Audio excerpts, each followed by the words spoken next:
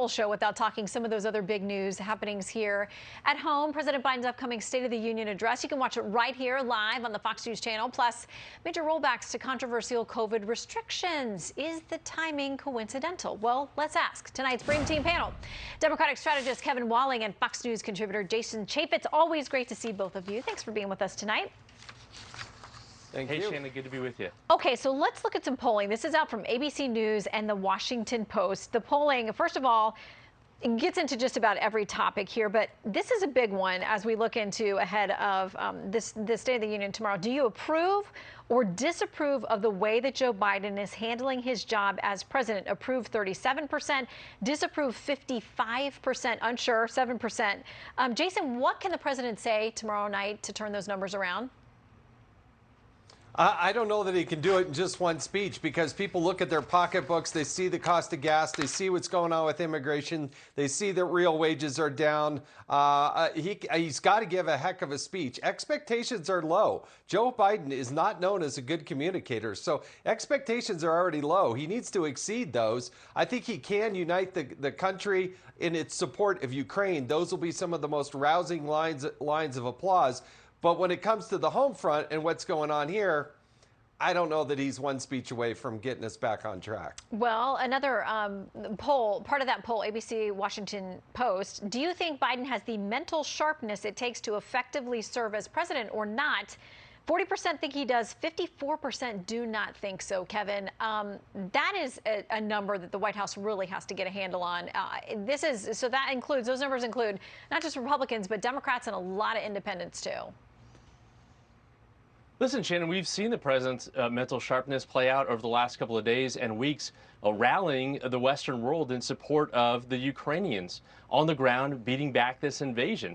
I mean, the fact that this president is in constant communication, near daily communication with other world leaders, with Republicans in the Senate and the House, providing updates and briefings, shows his mental acuity, tenacity with regards to this situation. He is leading this country. And to Jason's point, I love when Republicans play down expectations. That's a good thing heading into something like the State of the Union, because I think the president is actually going to knock it out of the park. He's going to bring the attention of the American people in this primetime address to the plight of the Ukrainians, tackle issues like inflation, like coming out of this COVID crisis, and speak and level directly with the American people. And Joe Biden does that exceedingly, exceedingly well.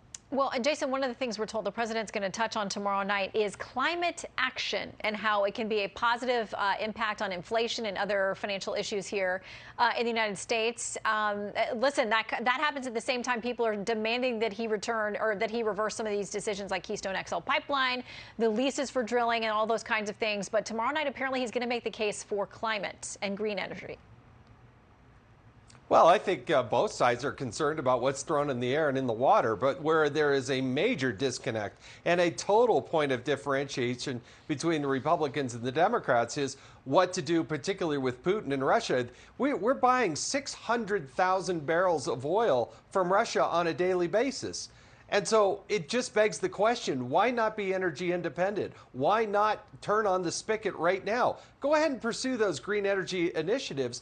But why turn off Keystone Pipeline, the drilling on federal lands, etc.? Why not do that right now to help Europe, help the United States, drive down the cost of gas? Well, and interestingly enough, I mentioned this, there has been a lot of shift in COVID policy over the last, several days here in D.C. The masks as of midnight Eastern are no longer required. There's some action over on the Hill, too. Dr. Nicole Saphier tweeting this. Congress's attending physician now says face masks are no longer required in the Capitol complex. The timing is impeccable. I can't wait to see what other changes will come this week from the, quote, new science. Hashtag State of the Union. Kevin, listen, I think that, the images of people in the House chamber tomorrow night wearing fewer masks than they have in the past, I would imagine the White House is going to take a bit of a victory lap to say, look, we're in better shape. And that's why all these things can roll back now. Yeah, Shannon, I'm just happy to see those masks coming down as a D.C. resident. I think it's going to stand in stark contrast to what we saw in the last president's address last year with a very sparse House chamber. I think this is something to celebrate. New infections, hospitalizations, deaths are coming down across the board in blue states, red states, purple states. That is something to celebrate, and I think that's something the president is going to speak to as we navigate, hopefully coming out of this COVID crisis in the third year alone that we're grappling with. Yeah, and it's not just on the Hill. It's not just here in D.C. California, Oregon, Washington dropping some school mask mandates. I mean, Kevin, Jason, it's happening in the bluest of areas. Is the timing suspect to you? Yeah, it just so happens that's when the polling came in. You're telling me that the science just coincidentally landed one day before the president's giving the State of the Union? Oh, my goodness.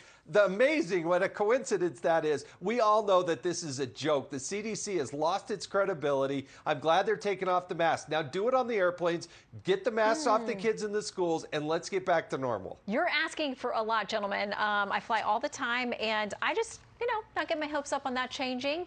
I'll wear the mask so I can go where I got to go. All right, Jason and Kevin, thank you both very much. Stay tuned to Fox News for continuing coverage of the war in Ukraine. We've got our reporters live on the ground across the globe. Trace Gallagher is up next. Good night from D.C. I'm Shannon Bream.